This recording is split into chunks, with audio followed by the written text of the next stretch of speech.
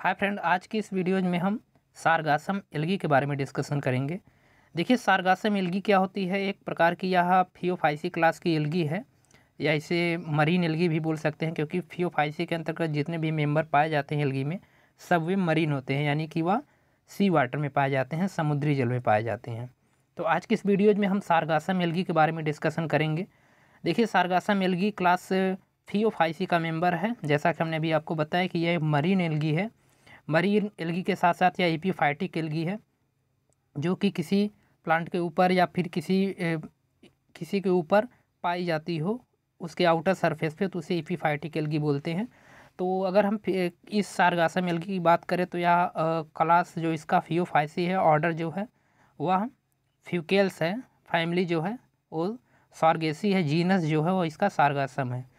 देखिए, अगर हम इस सारगासम की बात करें, सारगासम जीनस जो है लगभग इसकी 150 स्पीसीज जो हैं पूरे वर्ल्ड में पाई जाती हैं। इसमें से लगभग जो 16 स्पीसीज हैं, यानी कि 16 स्पीसीज जो है वह इंडिया में देखी गई हैं।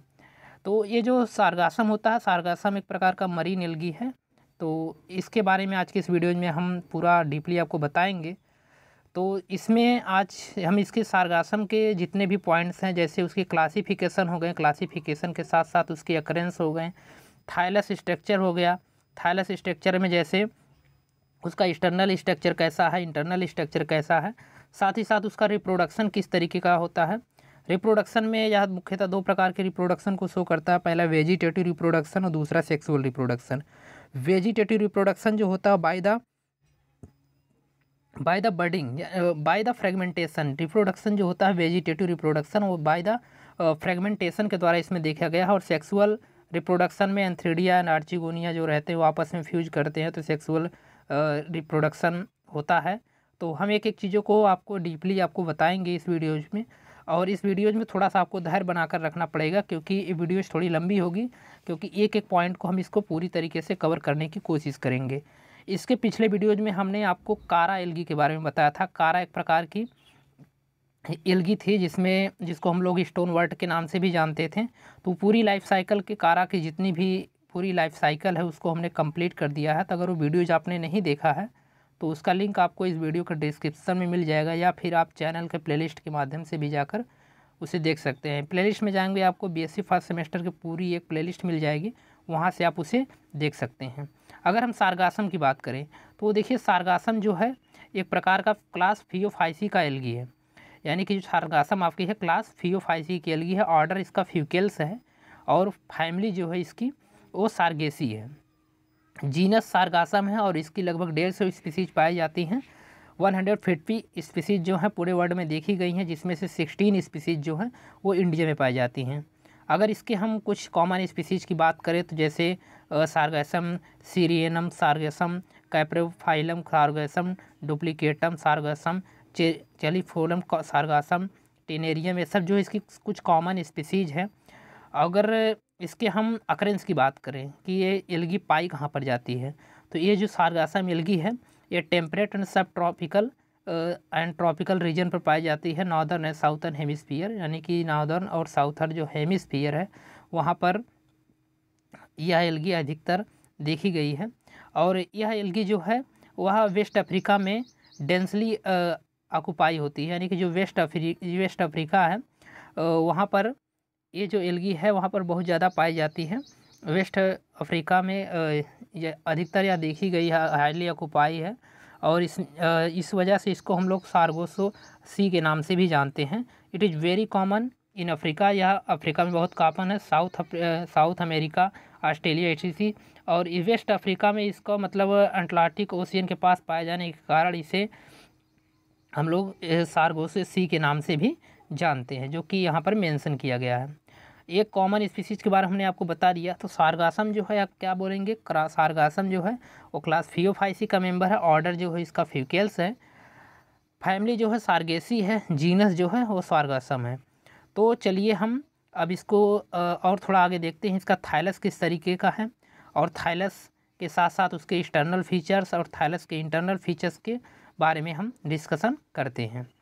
तो अगर हम इसके थाइलस की बात करें तो थाइलस जो होता है इसका दो प्रकार का होता है। एक इसमें दो प्रकार के स्ट्रक्चर पाए जाते हैं, इंटरनल एक्सटर्नल स्ट्रक्चर और इंटरनल स्ट्रक्चर। अब एक्सटर्नल स्ट्रक्चर जो होता है वो बाहर की तरफ का स्ट्रक्चर होता है, इंटरनल स्ट्रक्चर जो होता है वह अंदर की तरफ का स्ट्रक्चर होता है। अगर हम यहाँ पर इसके एक्सटर्नल स्ट्रक्चर की बात करें तो इसकी जो प्लांट बॉडी जो होती है वह डेप्लॉयड होती है। दैट मीन्स इसमें 2n स्टेज अधिक पाई जाती है, यानी कि अगर हैप्लॉयड रहेगी तो इसमें n पाया जाएगा, यानी क्रोमोसोम का नंबर n ही रहेगा। अगर यहाँ पर डेप्लॉयड बॉडी रहेगी तो वह क्रोमोसोम का नंबर जो रहेगा 2n रहेगा। तो ये जो प्लांट बॉडी है वो डेप्लॉयड है। इरेक्ट एंड ब्रांच्ड थैलेस, यह इरेक्ट है और ब्रांच थैलेस इसमें पाया गया है। इसका जो थैलेस जो रहता है बेसल पे होल्ड फास्ट रहता है, और इसके अलावा लीफ लाइक लेटरल ब्रांचेज इसमें पाई जाती हैं। सिलेंड्रिकल मेन एक्सिस, इसकी जो मेन एक्सिस रहती है वह सिलेंड्रिकल होती है। इसके साथ साथ इसमें एयर ब्लैडर पाए जाते हैं। अब ये एयर ब्लैडर कहाँ पर है, ये देखिए जो ये स्ट्रक्चर आपको दिख रहा है ये इसका एयर ब्लैडर है, एयर ब्लैडर है। और इसमें लीफ लाइक या इस तरीके की कुछ मार्जिन पाई जा रही है, लीफ लाइक कुछ इस तरीके की मार्जिन पाई जा रही है, जो कि थोड़ा सा कटी मतलब आर इनवर्स संरचना है। और इसके अलावा यहाँ पर अगर हम इसको थोड़ा सा जूम करें, अगर इसको हम जूम करें तो यहाँ पर देख रहे हैं इसका क्रेप्टोस्टोमेटा है। और क्रिप्टोस्टोमेटा का मतलब क्या होता है, इसकी जो लीव्स होती है उसमें बहुत सारे छोटे छोटे छेद पाए जाते हैं, जिसे हम लोग ऑस्टियोल्स बोलते हैं। ये जो लीफ दिख रही है इसमें बहुत छोटे छोटे होल्स पाए जाते हैं, जिसे हम लोग ऑस्टियोल्स बोलते हैं। और ऑस्टिया और ऑस्कुलम, ये अगर आपने स्पंज पढ़ा है तो इसमें आप जानते होंगे कि ऑस्टिया ऑस्कुलम उसमें पाया जाता है। इसके अलावा जो आपकी एल्गी है, ये सार्गासम जो एल्गी है इसमें भी ऑस्टियोल्स पाए जाते हैं। दैट मीन्स ये डॉटेड स्ट्रक्चर होते हैं, छोटे छोटे स्ट्रक्चर होते हैं। और यह क्रिप्टोस्टोमेटा की ओपनिंग में हेल्प करते हैं। और इसको हम लोग क्रिप्टोस्टोमेटा या फिर स्टेराइल कॉन्सेप्टिकल्स कहते हैं। हाँ, स्टेराइल कॉन्सेप्टिकल कहते हैं, यानी कि यह जो छोटे छोटे स्ट्रक्चर आपको दिख रहे हैं इसे हम लोग क्रिप्टोस्टोमेटा या फिर इसे हम लोग क्रिप्टोब्लास्ट या फिर इसे हम लोग स्टेराइल कॉन्सेप्टिकल्स कहते हैं। तो ये चीज़ें आपको दिख रही हैं, जैसे लेटरल लीफ वगैरह हो गई, यहाँ पर रिसेप्टिकुलर ब्रांचेज हो गई, यहाँ पर एयर ब्लैडर है। एयर ब्लैडर हमने बताया कि इसमें एयर ब्लैडर पाया जाता है, जो कि एक स्ट्रक्चर इस दिख रही है, यह इसका एयर ब्लैडर है। चलिए हम थोड़ा डिटेल करते हैं इसको।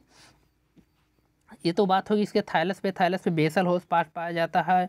और होल्ड फास्ट का काम क्या है कि यह किसी सब्सट्रेटम्स को इसको अटैच करके रखेगा। अगर आपने ईडोगोनियम एल्गी पढ़ा है तो उसमें आपने देखा होगा कि वहाँ पर भी होल्ड फास्ट पाया जाता है, जो कि उसको किसी सब्सट्रेटम से अटैच करके रखता है। ठीक है, तो चलिए हम थोड़ा सा इसको डिटेल करते हैं कि इसमें और क्या क्या चीज़ें पाई जाती हैं। अगर हम होल्ड फास्ट की बात करें तो होल्ड फास्ट जो होता है डिस्क्वायर्ड and serve as the function of आर्चिगोड विद द सबस्टेटम, यानी कि यह सबस्टेटम से अटैच करने में हेल्प करता है। The main axis is generally of 10 to 50 centimetre in length. इसकी जो मेन एक्सिस रहती है वह लगभग 10 to 50 सेंटीमीटर इन लेंथ होती है। इरेक्ट होती है, फ्लैटेंड होती है या फिर सिलेंड्रिकल यानी बेलनाकार स्ट्रक्चर इसका होता है। इसकी मेन एक्सिस पर, यानी कि इसकी जो मेन एक्सिस है, मेन एक्सिस पर many primary lateral arrange spirally in phyllotaxy of 2 to 5, इसमें स्पायरली अरेंज फाइलोटैक्सी देखी गई है।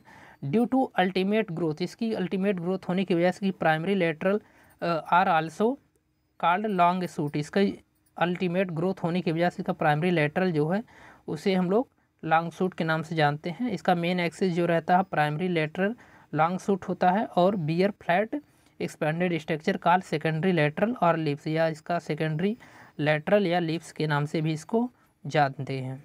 ठीक, इसकी लीफ जो होती है फ्लैट होती है, सिंपल होती है, स्ट्रक्चर डिस्टिंक्ट मिडरिव पाई जाती है। और या सीक्रेट इन इंटायर मार्जिन, जो कि पूरे मार्जिन पर सीक्रेट की जाती है।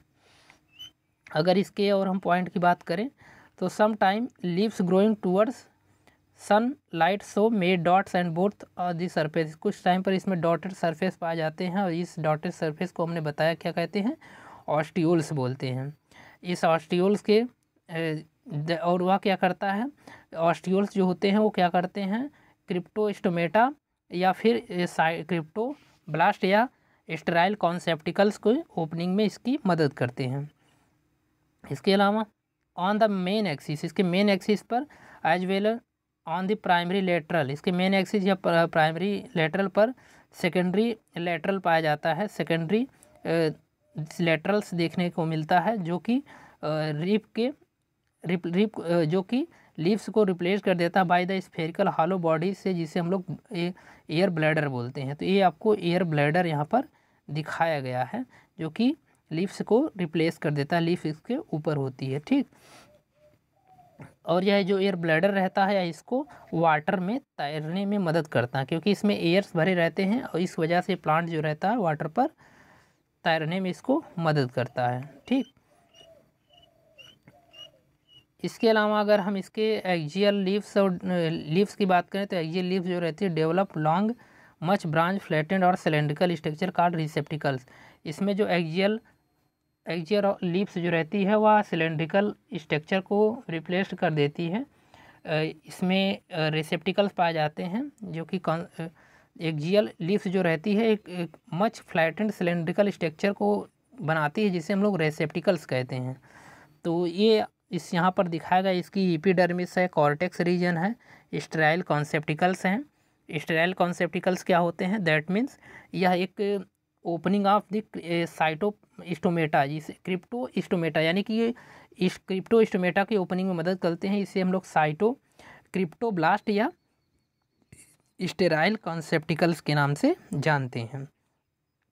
दी repeated bear where fertile flask shape structure the conceptacle, या फ्लास्क शेप स्ट्रक्चर है जिसे हम लोग स्टेराइल कॉन्सेप्टिकल के नाम से कहते हैं। कॉन्सेप्टिकल के पास 6 ऑर्गन्स पाए जाते हैं, तो ये आपको दिखाया गया है।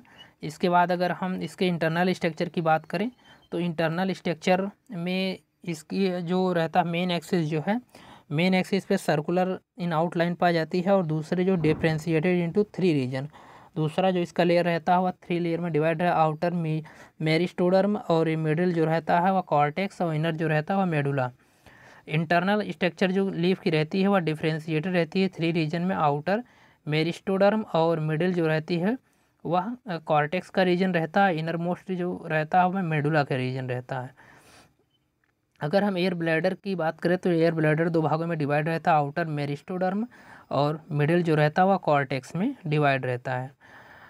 इंटरनल स्ट्रक्चर आकर मेन एक्सिस की बात की जाए तो यह मेन एक्सिस का TS है, यानी ट्रांसवर्स सेक्शन। यहाँ पर आपको मेडुला दिखाया गया है, मेडुला के जस्ट ऊपर ये आपको कॉर्टेक्स दिखाया गया है और आउटर जो इसकी कवरिंग है उसे हम लोग मेरिस्टोडर्म के नाम से जानते हैं। तो अगर मेरिस्टोडर्म की बात करें तो made up of single layer of closely packed cell, इसका जो मेरिस्टोडर्म रहता है वह single layer closely packed cell से बना रहता है और यह सेल्स जो रहती है वह मेरिस्टमेटिक इन नेचर होती है, यानी कि यह मेरिस्टमेटिक सेल्स होती है। और this sales contain chromatophore and perform photosynthesis, यह जो सेल्स रहती है या एक किसी पिगमेंट को धारण करती है जिसे क्रोमेटोफोर बोलते हैं, और यह क्या करती है? फोटोसिंथेसिस में मदद करती है। इसके अलावा यह लेयर रहती है वह फूड के स्टोरेज में भी मदद करती है। अगर इसके बाद हम कॉर्टेक्स रीजन की बात करें, कॉर्टेक्स को अगर हम देखें तो consist of completely arrange parenchyma cell, या पैरेन्काइमा सेल्स को धारण करती है, पॉलीगोनल शेप की होती है, रेयरली विथ इंट्रासेलुलर स्पेस, इसमें इंट्रासेलुलर स्पेस भी पाए जाते हैं। This cells are small in size than meristoderm, यह स्मॉल साइज में होती है, मेरिस्टोडर्म की तुलना में यह स्मॉल साइज में होती है। Like the outer layer this layer also store food material, other layer की तुलना में यह लेयर जो रहती है वह फूड स्टोरेज में भी मदद करती है। इसके बाद अगर हम मेडुला की बात करें, the inner layer consist of narrow thick walled elongated cell, यह जो इनर मेडुला की जो रीजन रहता है वह narrow thick wall elongated cells रहती हैं और this layer possible help to conduction, या कंडक्शन में यानी कि वाटर के ट्रांसपोर्टेशन में हेल्प करती है। इसके बाद अगर हम इसके इंटरनल स्ट्रक्चर की बात करें तो इंटरनल स्ट्रक्चर जो होता है it is flat and differentiated into outer meristoderm, middle cortex and inner medulla. यह इसका जो फ्लैट अनडिफरेंशिएटेड जो रीजन रहता है वह आउटर रीजन जो रहता है वह मेरिस्टोडर्म रहता है, मिडिल का जो रीजन रहता है वह कॉर्टेक्स का रीजन रहता है, और अंदर का जो रीजन है ये देखिए, this is the medulla reason. यह मेडुला रीजन है ऑफ द एक्सिस के ऊपर, यह मेडुला की रीजन है। यहाँ पर स्टेराइल कंसेप्टिकल्स पाए जा रहे हैं, और ये पैरो या पायराफाइसिस की लेयर है। अगर हम इस मेडुला की बात करें तो यह medulla round and present in the middle region, या मिडिल रीजन में प्रेजेंट होता है। On both surface of the lips there is many sterile conceptacle the cryptostomata और क्रिप्टोब्लास्ट। इसके जो बोथ सरफेस रहते हैं, दोनों सरफेस, लिप के दोनों सरफेस पर बहुत सारे स्टेराइल कंसेप्टिकल्स पाए जाते हैं, जिसे हम लोग क्रिप्टोस्टोमेटा या क्रिप्टोब्लास्ट के नाम से जानते हैं। There are flask shaped with many sterile and branch filament. The paraphysis develop from the base. इसके बहुत सारे flask shape sterile and branch filament पाए जाते हैं, जिसे पैराफाइसिस बोलते हैं, और यह बेस पर रहते हैं। The paraphysis protrudes out through the opening present of the outer side of the ostioles. यह ऑस्टियोल के मदद में हेल्प करती है, ऑस्टियोल के में मदद करती है। रुक जाइए।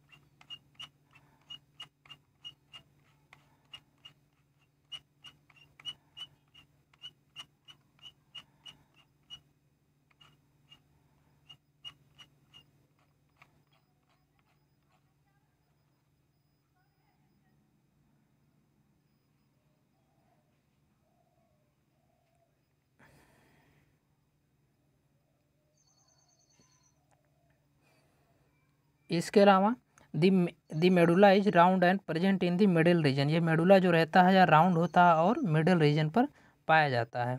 इसके अलावा on both surface of the leaf there are many sterile conceptacle or cryptostomata और क्रिप्टोब्लास्ट। यहाँ पर बहुत सारे क्रिप्टोस्टोमेटा या क्रिप्टोब्लास्ट कहते हैं, जैसे हम लोग स्टेराइल कॉन्सेप्टिकल्स के नाम से भी जानते हैं।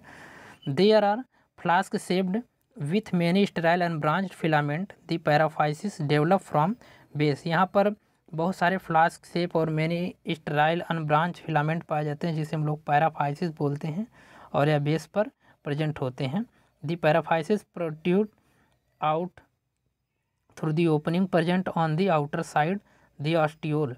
यानी कि यह पैराफाइसिस जो रहती है out through opening of present the outer side में ऑस्टियोल के मदद करती है। This cells of the wall have many chromatophore. यहाँ इसकी जो सेल्स रहती है इसके पास बहुत सारे क्रोमेटोफोर यानी कि पिगमेंट्स रहते हैं, जो कि कलर को कंटेन करते हैं।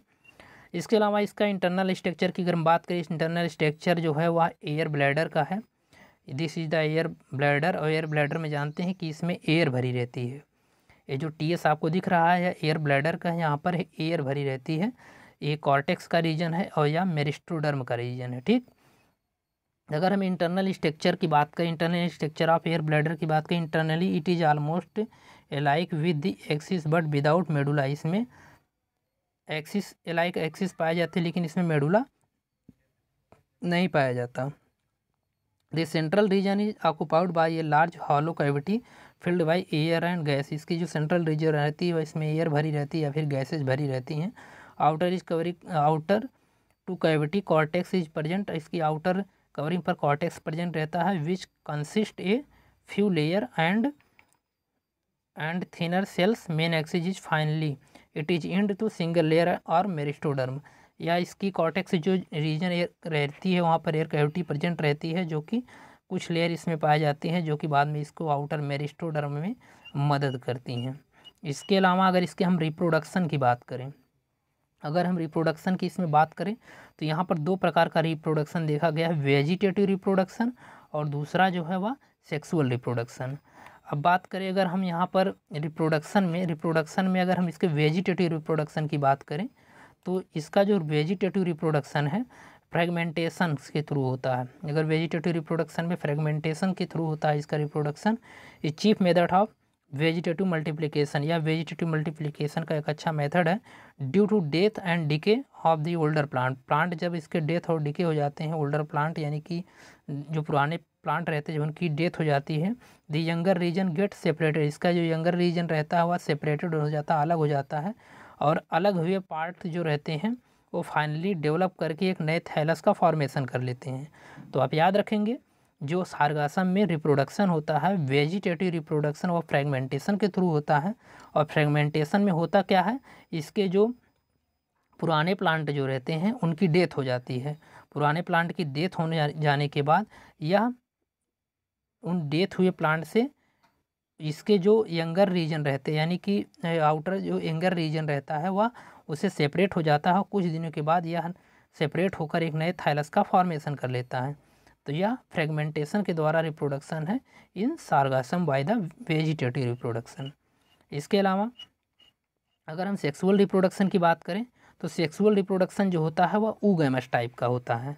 अब सबसे पहले आपको यह समझना है कि ऊगैमस होता क्या है। ऊगैमस का मतलब ये होता है कि इसमें जो मेल रहेगा वह स्मॉलर रहेगा और मोटाइल होगा। दैट मीन्स कि जो मेल रहेगा वो साइज में छोटा होगा, मेल पार्ट जो रहेगा इसका मेल रिप्रोडक्टिव पार्ट जो रहेगा वो साइज में छोटा होगा और साथ ही साथ वह मोटाइल होगा। दैट मीन्स उसमें वह मूव कर सकता है, वह एक स्थान से दूसरे स्थान पर जा सकता है, तो उसके पास कोई लोकोमोटरी आर्गन होंगे। वहीं पर फीमेल की बात करें तो फीमेल जो रिप्रोडक्टिव आर्गन होगा वो कैसा होगा, लार्ज होगा, साइज में लार्ज होगा और वह नॉन मोटाइल है।